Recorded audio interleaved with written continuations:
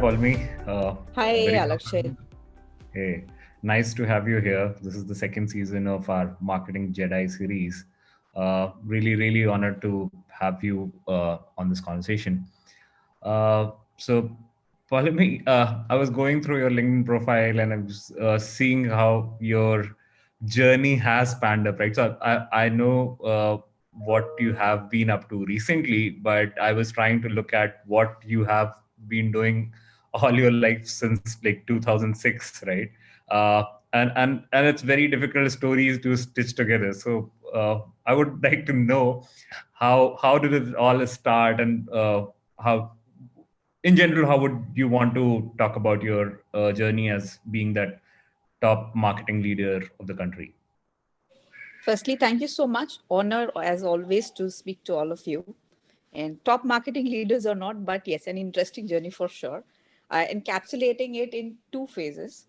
Uh, when I was in my class 12th, and everybody gets into this whole thing of what college, what do you want to do? And during that time, it was a trend of MBAs. Right. I chose to do my post graduation with sociology. Um, right at the age of till class 9 and 10, even though I was scoring pretty well in science and all, I wanted to do something related to communication for sure. That was a zone. Obviously, like a lost kid from a small town in Chandanagar, I didn't know what exactly I should be pursuing. So a lot of good teachers helped me actually see through subjects which interested me. I figured out sociology is one of the subjects that really interested me because of two reasons. Um, it was an art subject, but it has a mix of science and logic, and the evolution of society, and there were human minds. All of that interested me a lot. The moment I finished sociology, I didn't want to do MBA for one reason, because a couple of things like advertising, communication, all these things had started interesting me. So I figured out this course called mass communication, which had actually electronic media, print, communication as a whole, advertising as a whole. And I've been a rebel all my life, so didn't follow too much of trend. I just figured out this is something I want. I liked knowing about all these things. And that's how mass communication happened to me. The moment mass communication happened to me, there were two, three career options. People went into advertising, copcom, electronic media, journalism. Uh, this has happened in Delhi. So I was an outsider in Delhi, and the first thing was like, get a job in Delhi, so that in due course of time, dad and mom doesn't call you back and say, abhi ho gaya padhai, aa jao wapas. So I started giving the regular tests for PTI and Asian News International. They used to take all these interns and all, and I was like, okay, let's figure out if we can do something there. And we used to freelance into writing and all at those days to earn some extra bucks, see if our writing works out for various magazines, newspapers, and stuff like that. I got through ANI. When I joined ANI, there was this huge project that we got from Reuters. Basically, it was era of Sifi.com and Reuters, and we were getting a lot of projects to create content. And that was my first exposure to like produce content for television and the .com sites. So I was doing all of that, and the good part of being associated with Reuters was I also got to see a very strong part of journalism, because I was surrounded by journalists all over, and we used to go to the PCRs, the control rooms, the news bulletins, and all of that. My exposure to television as a medium, content as a medium, started from Asian News International. Thereon, I started specializing in making productions related to branded content and content for various platforms. That was the first few years of my life, where I was mostly into making television content for writing for websites and all of that, making branded content for stuff. My The turning point in my life happened when I joined Mindshare. So it was very weird. Mindshare at that point of time in the year 2009-ish, 10-ish is when, though being a planning agency, that started getting these kind of queries from their clients saying, what can we do beyond the regular spots? So that's when non-traditional form of marketing approaches started haunting the agencies. And Mindshare started finding out people who have backgrounds in mass communication, who can understand brand, have worked in television, have worked in .com. So that right from planning to execution is, as a whole, can these people can be experts to suggest such solutions, because you have to understand both sides of the coin in order to go and give a marketing solution or give a media solution which is beyond an FCT spot. And I was interviewed and went with a very blank slate. I was asked, "Do you know this?" I said, "Yeah, I know this." "Do you know this?" "Yeah, I know this." "Do you know this?" "No, I don't know this part of it." So I'm like, "What are you interviewing me for? Like, you guys are a planning agency." Then that the role was explained to me that we need people like you who can come with solutions which are beyond what our planners can give right now. So that was very interesting to me. I said, "Okay, let's take it up as a challenge." So I was given to the southern sector. I was working in Bangalore, and again luck was in favor of me.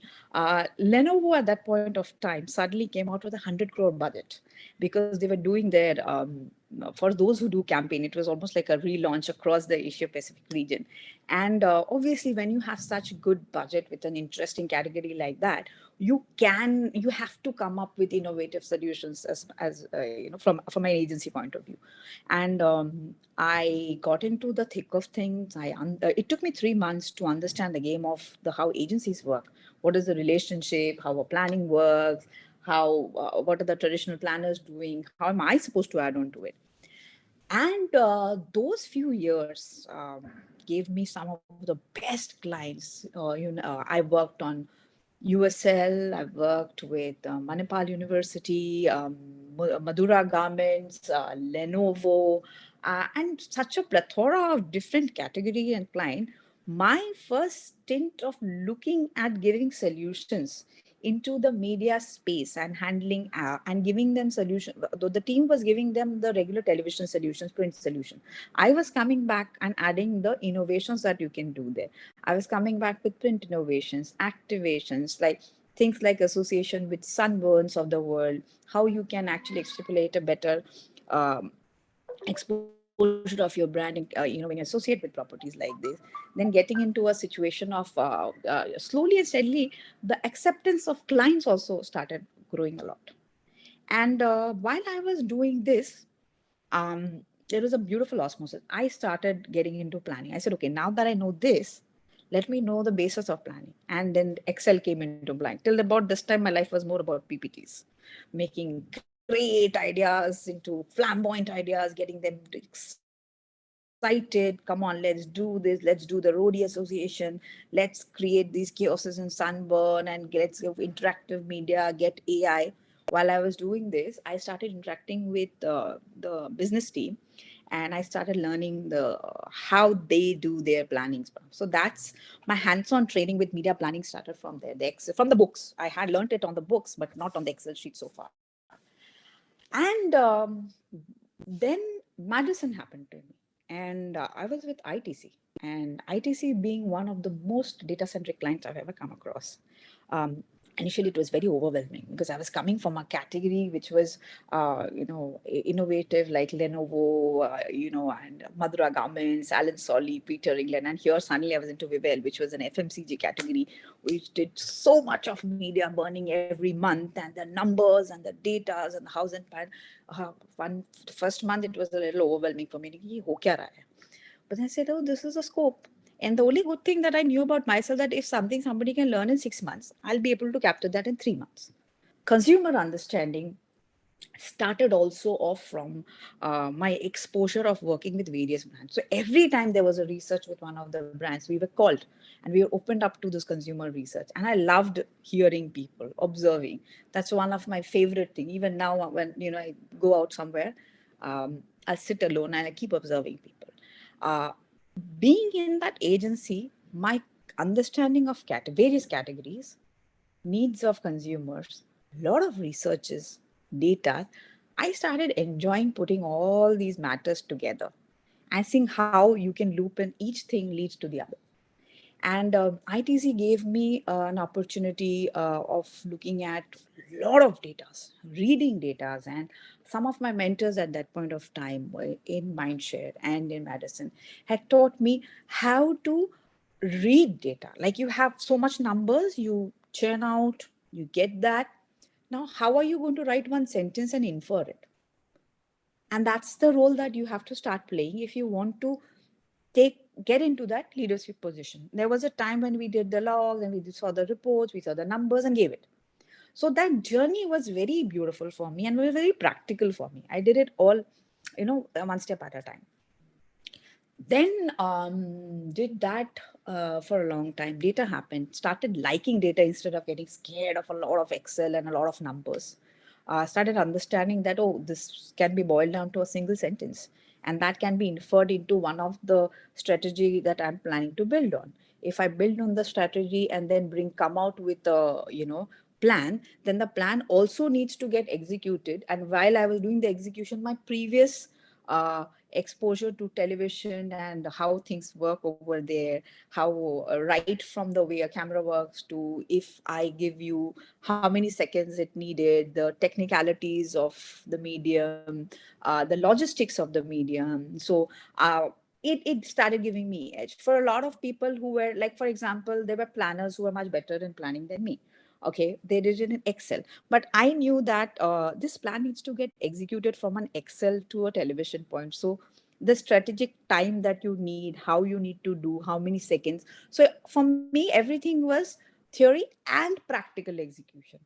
So a lot of people used to say, by the time you guys plan and come back, this is all on papers, this is practically not executable on the space when you would do it. But that was my edge. My right and left kept working together.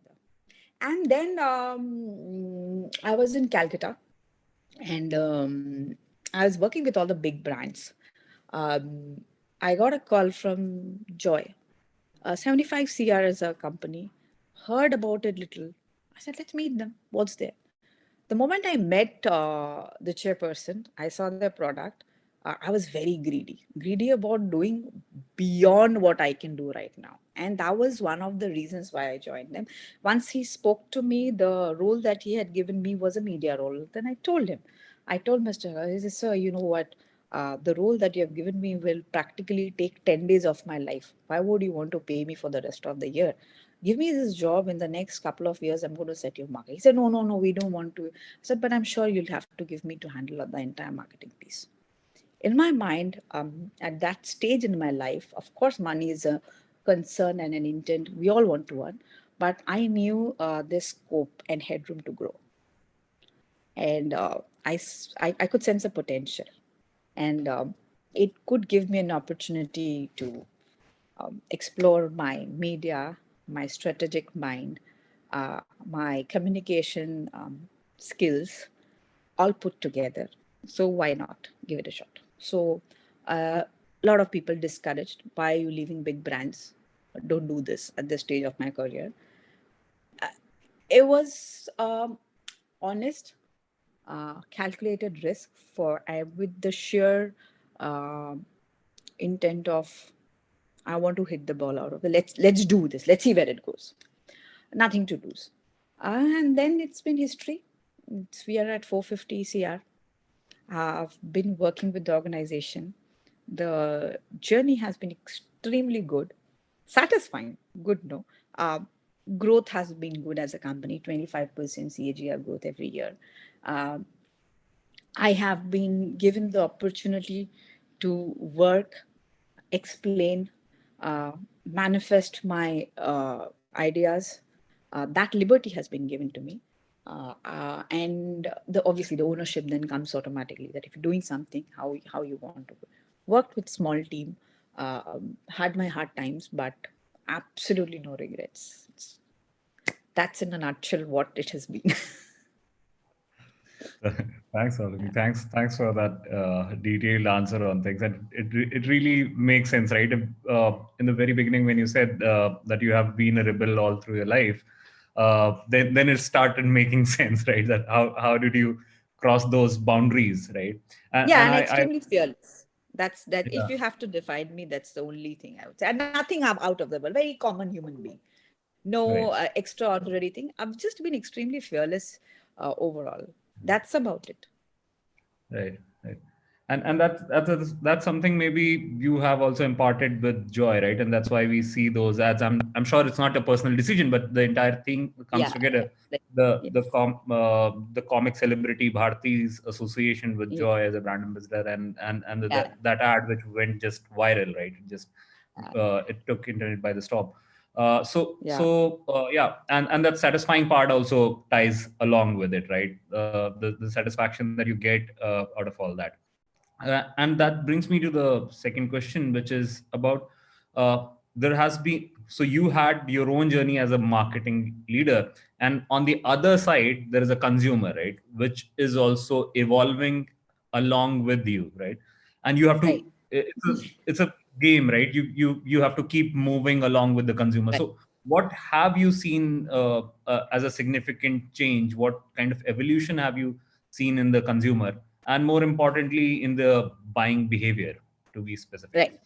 Right. I'll answer this in two parts. One specifically to the category in which we work, which is skincare. We and FMCG as a whole, we've been observant of a fact for a very long time, and this is not regards to pandemic only. If you see, there are very less Indian homegrown skincare brands in India. We're one of those very few.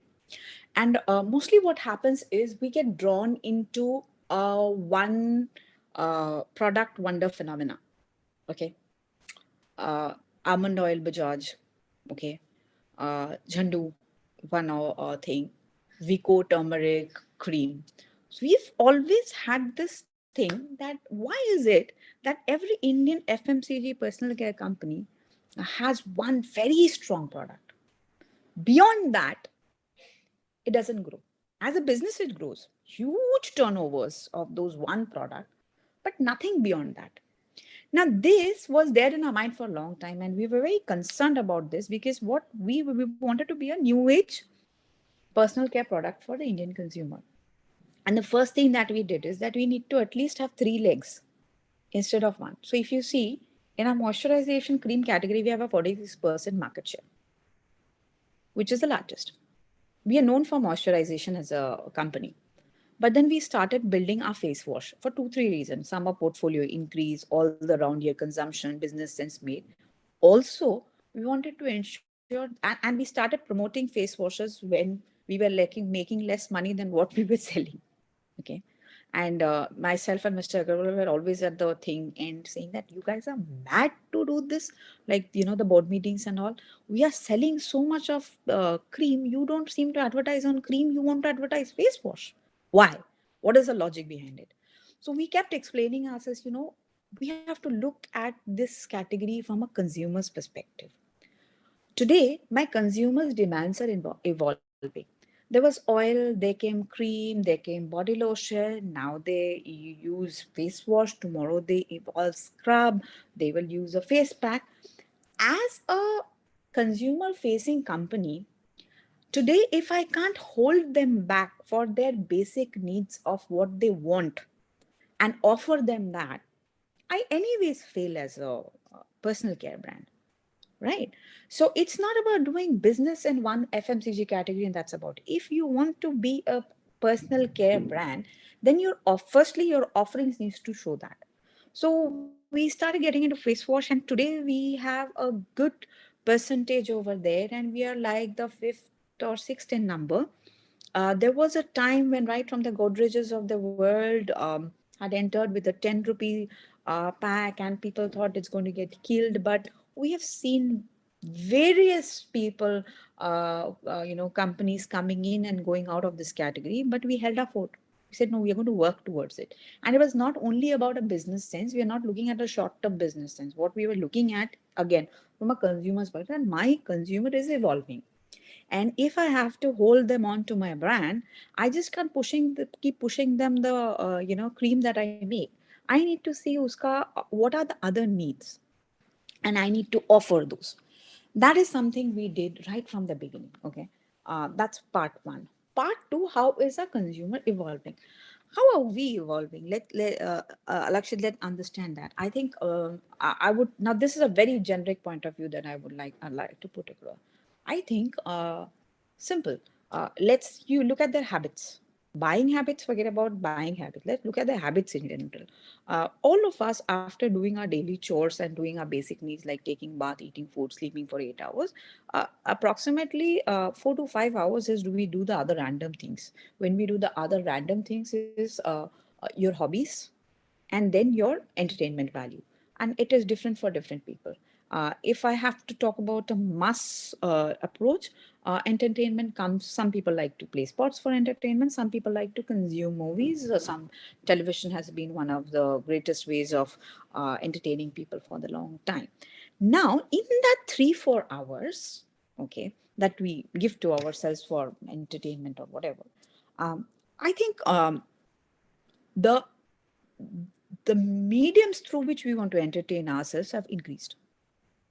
So earlier it was a television. Today there's a television and half an hour or 40 minutes of screen viewing on your phone before you go to bed. A digital OTT platform to consume some other content, browsing on your phone. So that 4 hours earlier was majorly taken by one particular medium. Now there are 3 4 medium which have entered that 3 to 4 hours of time.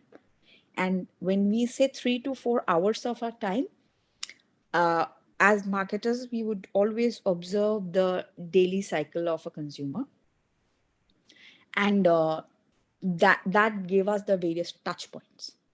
So if while driving there was the car and the radio, the hoardings on the road, the metro, the bus, whatever.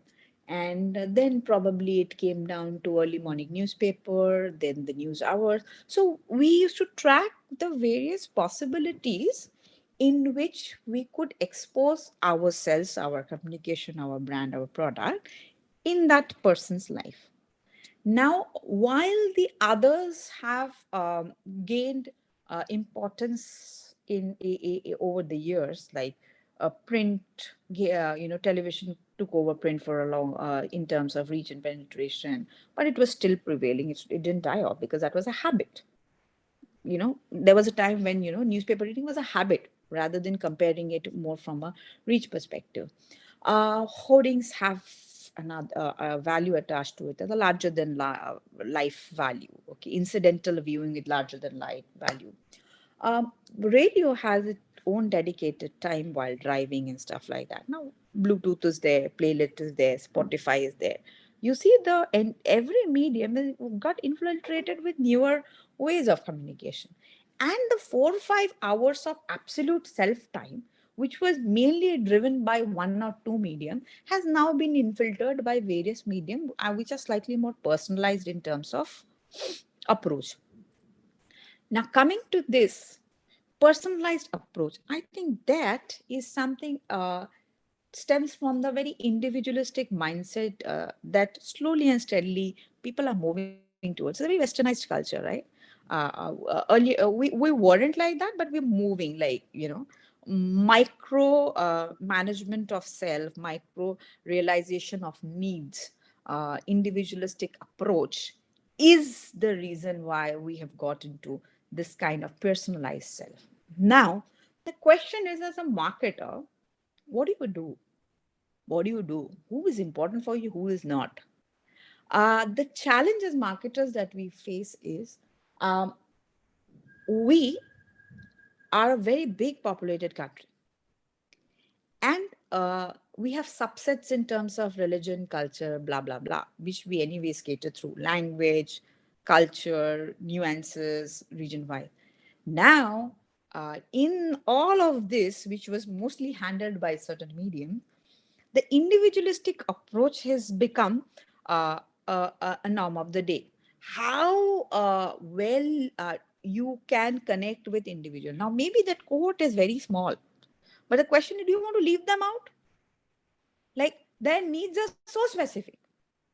The needs are so specific that the question is, do you want to lead them out? Now, I'll give you a very simple example. So, coffee lovers. South of India has been coffee lovers all their while. North of India hasn't been. Eventually, the youth started relating to coffee and coffee became the cool thing and blah, blah, blah. Now, earlier, before the revolution of social media, uh, I could talk to one or two coffee lovers if I knew them in my life and I meet. But now, because of social media, if I am a coffee lover, I could interact with a coffee lover from Brazil. So they form a community. Okay. And if I am selling coffee, for example, I might want to use mass communication to bring up a coffee and target the demographic age and everything in the southern part of India. But then again, I'll think, but what happens to those few people who are like ardent coffee lovers? Should I leave them off? Shouldn't I not go and take my brand in their communication and their community there also? So that's the choice that we as marketers have, this, that how much to ignore, why should we ignore, why not. So there's this constant, uh, because there are small micro cohorts where the thickness is very strong, but again we are a very overpopulated country, the population is huge. Now decide where you want to go. Again, the smaller the community, the stronger the communities, the better they are in terms of opinion leadership.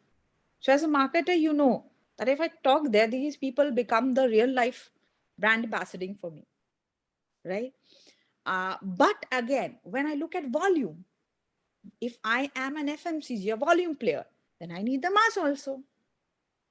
So it's wonderful, beautiful, confusing times to be in, but again, you balance out. So how do I look at it? I think this is not again preaching. This is how I like to clear off my thing and try to get a strategy. I just try to observe that if there is a particular medium or uh, I you know in any kind of medium or any kind of new technology and stuff like that is getting, I don't get ignorant to it. I try and see that if how does my joy consumer who's buying my products relationship with that particular medium or that particular technology is, how strong, how weak, how much, that helps me determine the extent to which I will be using that particular medium or technology in the larger scheme of things. That's how it is. Yeah, that makes perfect sense. And the thing that you were talking about, right? How different mediums are infiltrating the same space that was there, right? And to a certain extent, some of these things were there even a decade back, right? When you were working with Madison, right? Working alongside ITC, at that point of time, also some of these things were there, right? We had laptops, the smartphone was already there, but there has been an evolution in the past decade, and specifically with the pandemic hitting us, a lot of these things have just been catalyzed, right? How do you see this, the digital or the e-commerce journey changing for FMCG products in particular? Right. So it is definitely, as you said, it has acted as a catalyst. What could have taken 5 years has happened in the last 2 years. Uh, E-commerce is about what I feel from a consumer's perspective. Modern trader was about experience. Okay, it was not about only buying product. It was like Sunday, my kids and everybody go buy something, blah blah blah. Right?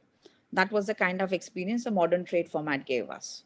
I think e-commerce sells convenience. As aggregators, they're selling Right. the whole idea of convenience to your consumer. They don't make products. They take our products and give it to them. How has it evolved? At the time of pandemic, uh, it just saw a boom in terms of the fact that we were limited in terms of our access. Okay. But as a brand, I think where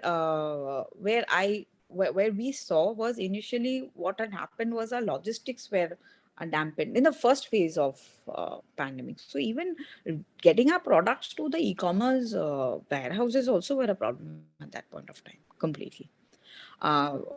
but it eased off later when all the particular all these things were much more lowered down. There was no more interstate facilities. Transportation was okay.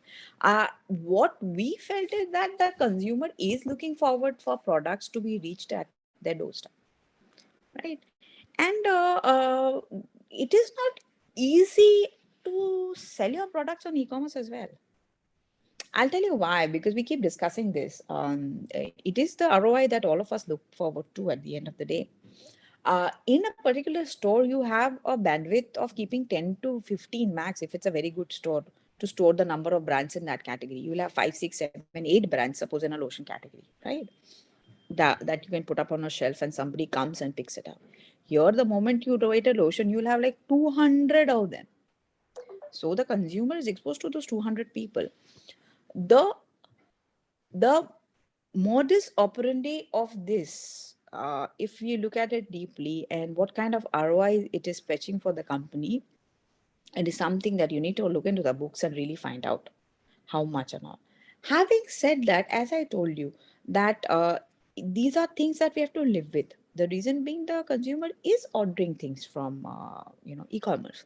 So as a brand, if you're a consumer facing brand, you can't say no to your consumer saying, I don't want to be present here, I want to be present only there.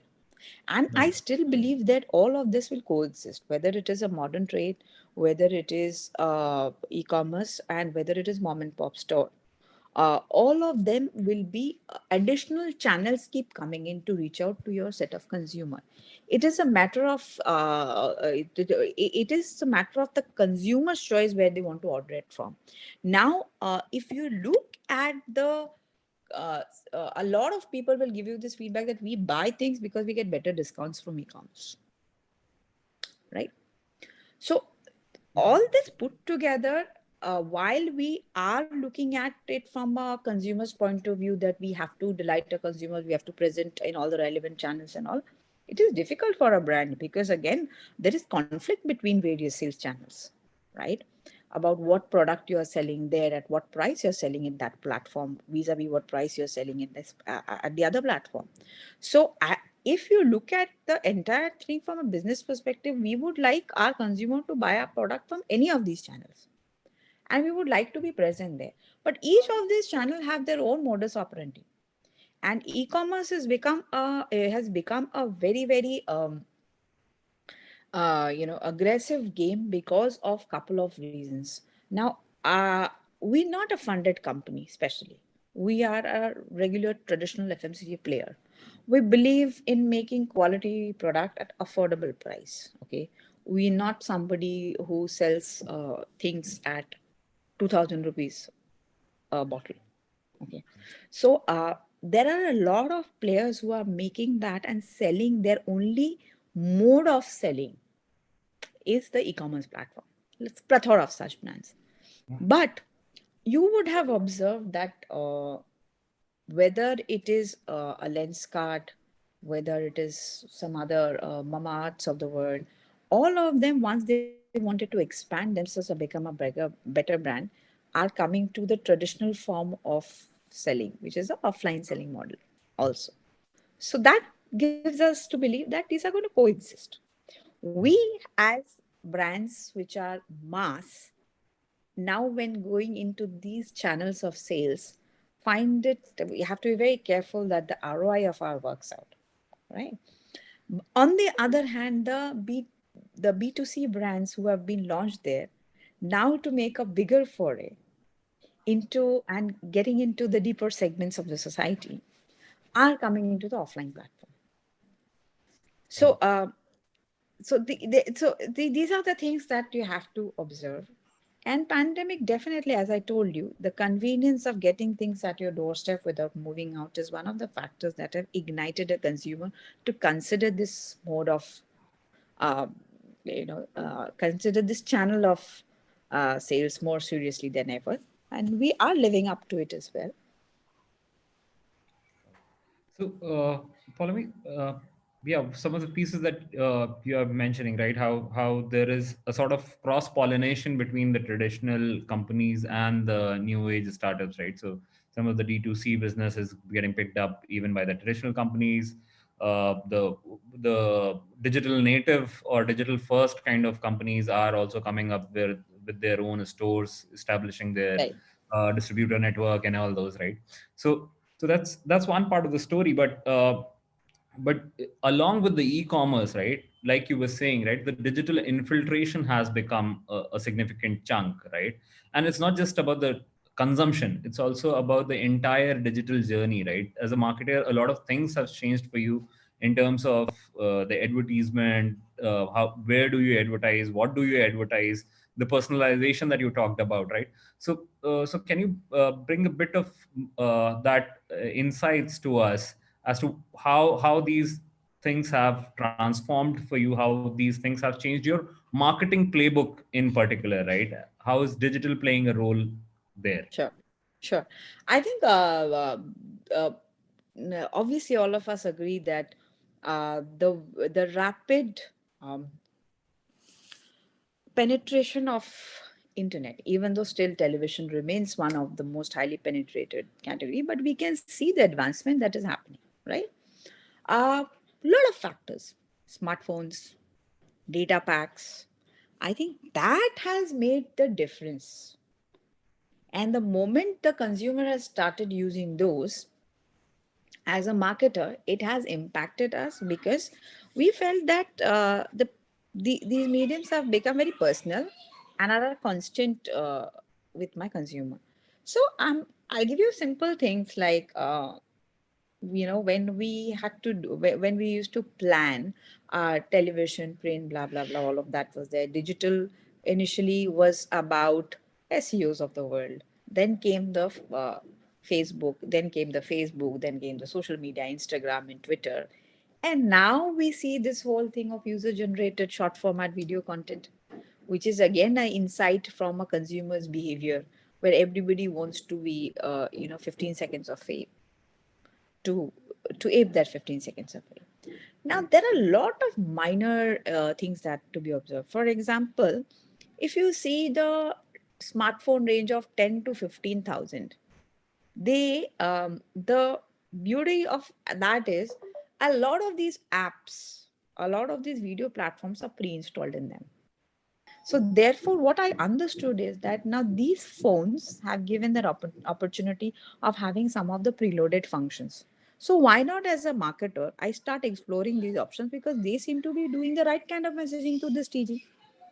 You know, where now, for example, MX Player. Now, MX Player has been a player, and that by default has already been installed in certain phones, and it comes as a preloaded app itself, right? So if I am looking at a mass janta approach and I want to reach out to a certain teach in the mass area, I know that the consumption is happening there because it is coming as a free app, downloaded app in your system. So that starts making a marketer like me think through that why not, or shouldn't I? While I am looking at the bigger picture and driving my awareness factor through a television communication, am I not supposed to use this medium to further reach out at a personal level to these kind of people? So these are the changes that we have observed over the years. Like every time there has the recent one especially is the user generated short format video content consumption that people are getting involved with. So if I can take my brand there, why not, and why shouldn't we? So those things have started entering into our scheme of planning, our scheme of stuff while we are doing our entire year long plan. Right, right. And I think even the viral ad that you guys placed, right? That was also very digital first kind of a mindset that it came up with, right? It Yeah. obviously it was purpose driven. Obviously it was to have that mass appeal, but Yeah. the outcomes that you would see, it you have that sense as to here is a community which is going to grab it and talk about it, right? Yes. Yes. So I just wanted to understand that's uh, in that play, right? And my this question roots from there itself as to how did you leverage the ad tech growth, right? And how did you decide to ride that wave, come up with those innovative ads, or maybe leverage medium of digital in a different way, Okay, you're right? talking to the Skin of Courage, the one with Yeah. the So, acid so, that. so I'm not just talking about one particular ad, but how RSH in whole, Okay, yeah. right, decided to ride that ad tech wave, right? How did you decide to get that edge over the competition in that space? So for us, it is very simple. We were looking out when you look at the digital and the ad tech space.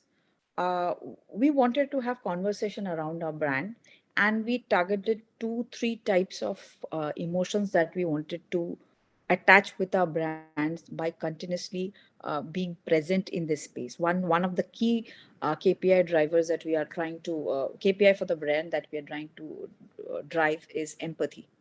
We realized as a brand in years to come, if I can associate with the nuances of being an empathetic empathy, um, that is going to take my brand forward. So our journey started, therefore we started using the digital, and all conversations in the I think 2022 will further see a lot of that. We're just about to start two three important campaigns in the similar line, wherein while we are driving the mass communication that a brand wants to talk through the traditional form of media, and doing innovations there as well, we have been using social ad techs and other ways and means in the digital space to to be in conversations, to trigger conversation, to have audio visual content, which brings into life this whole idea of slowly and steadily taking my brand's KPI, attaching the word of empathy to my brand as a KPI. And once we reach that, we are going to do some deep diving um, research or some listening tools to figure out if we have achieved that by the year 2000, end of 2022, and see the brand, the brand is whether it's moving towards that direction.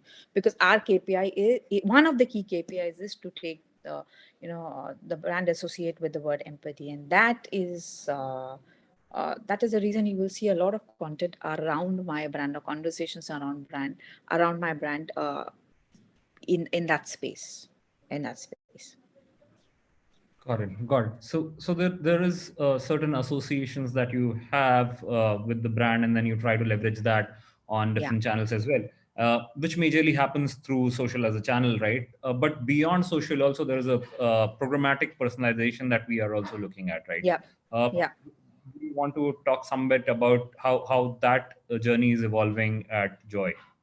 Yeah. So we 2022 will also see a revamp of our microsite.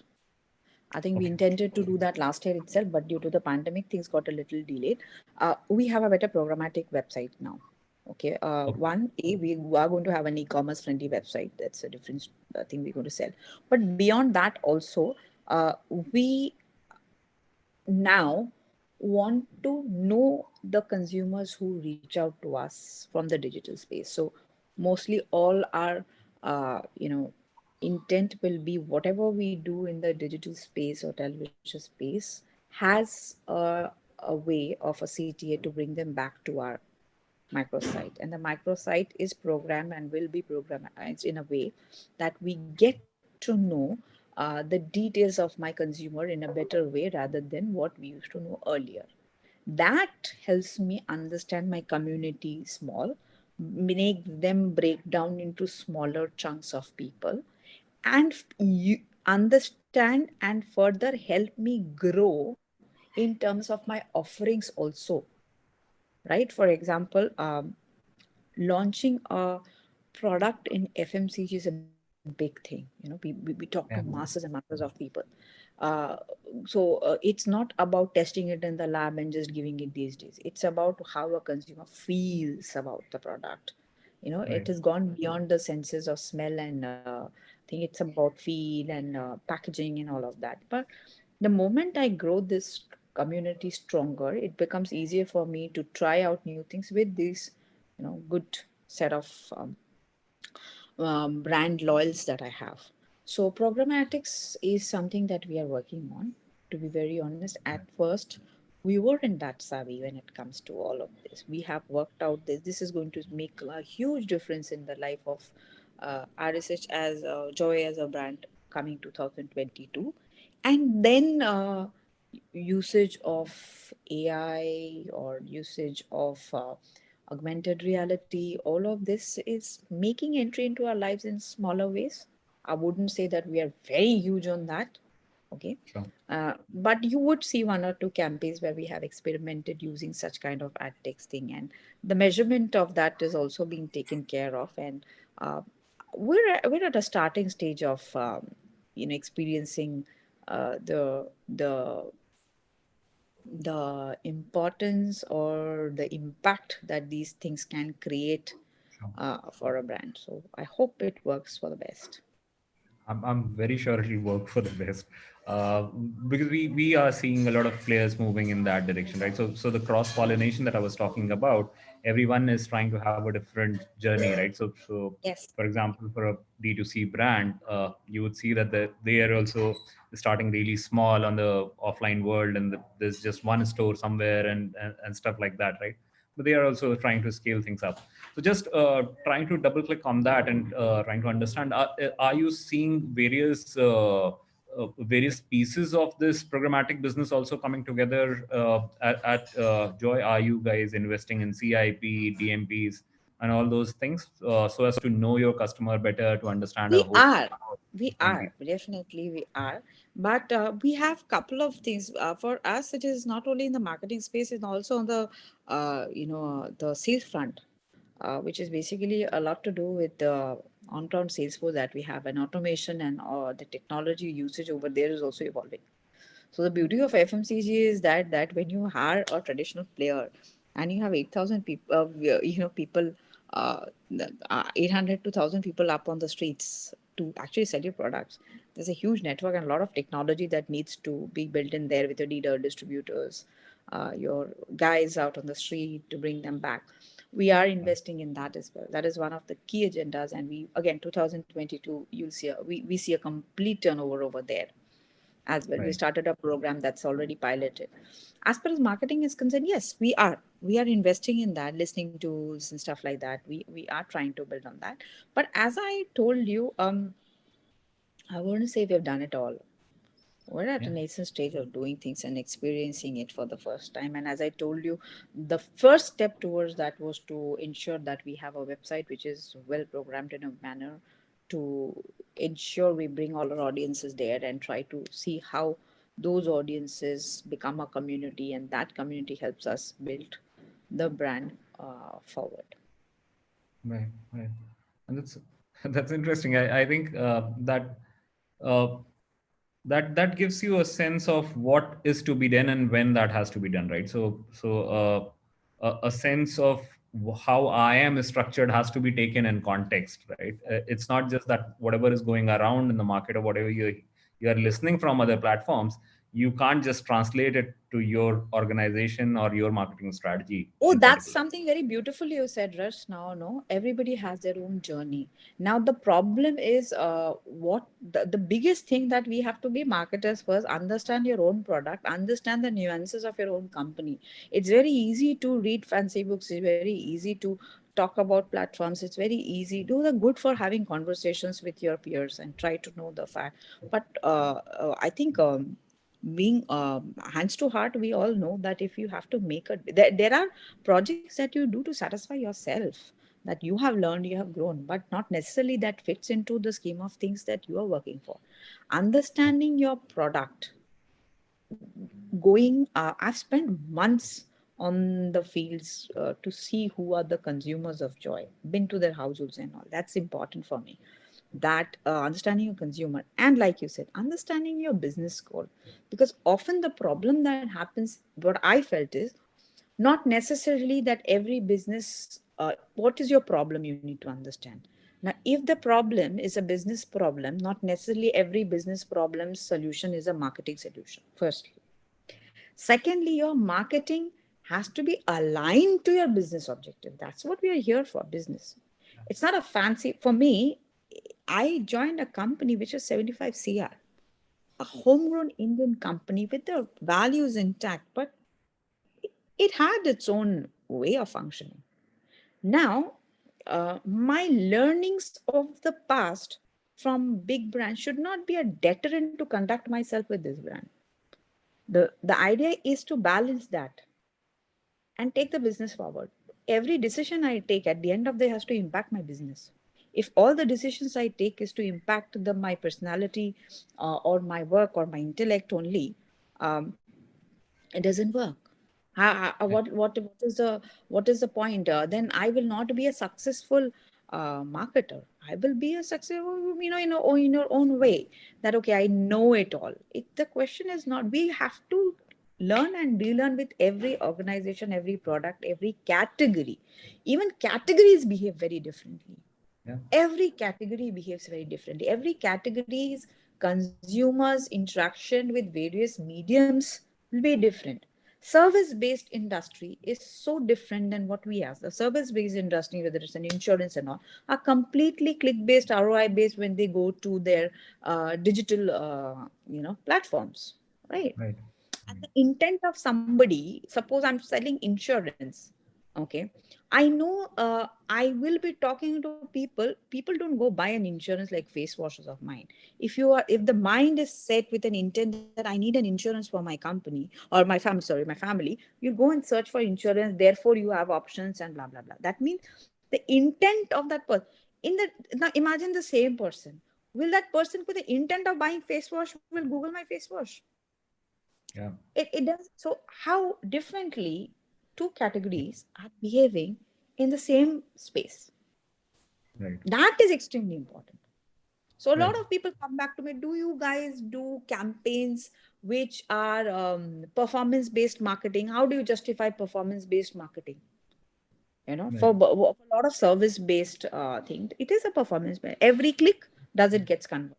It is never going to happen the same in a category like mine. Right. So Right. as you rightly said, every business, every category, every product, it has to be your journey of learning from others, trying to see how much of that fits into the larger scheme of things that you want to drive, and then take a call. Sure. Sure. Makes sense. So yeah, so innovation not for the sake of innovation or for the FOMO, right? When you are looking for Yeah. the innovation, you are really being relevant about it. And Yes. drawing from the same point, just wanted to know what are the some of the things that you're looking forward to from ad tech or the digital space, which would be the transformative things for the next 5 years, which are the real innovation which works in your context as well. Yeah, I think there are a couple of things we are looking forward to. I think we're going to have a better customer experience journey.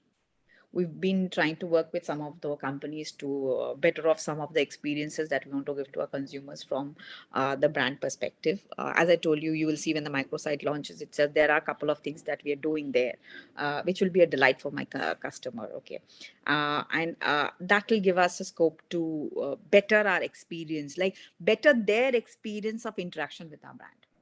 So we are working on some of those technologies to be included.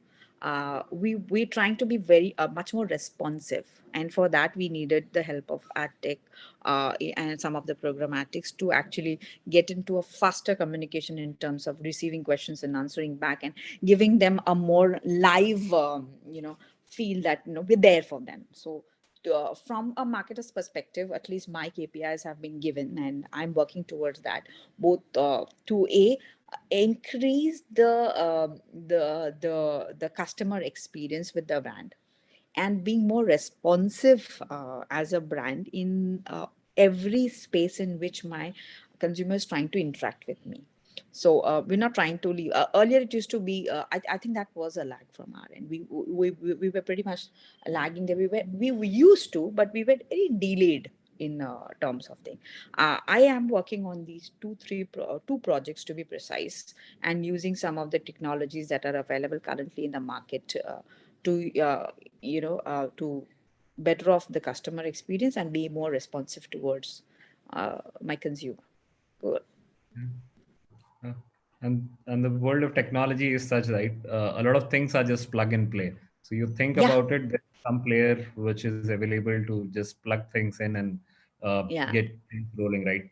For example, the yes, programmatic world is quite simple, right? There are multiple players. If you look at it, it's very complex. but Yeah. every individual uh, product line is serving for certain things, and everything is just simple plug and play. Yeah. uh, Yeah. i'm I'm sure that you would be seeing a lot of those changes very soon. It Yes, yes. it might I not feel even be if it solves in one 5 years. of my problems that I have, it's very easy to understand this also. I don't know what is the thing because I am trying to find a solution to. So, for example, if you just take up how can I better off my user experience with my brand?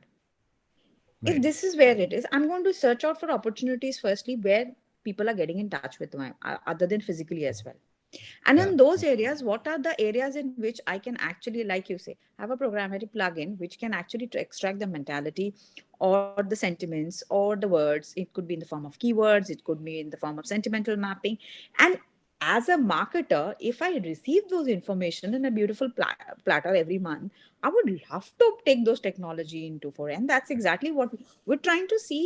What are those areas? So like in my company, sales also has a certain KPI they've given them. Okay, we want this to happen. Now figure out what are the technologies you need to work with to make that happen. In my case, I've been giving that we need you to be more responsive, and we need our customers. So now figure out. So I've come across so many people who are pitching things to me.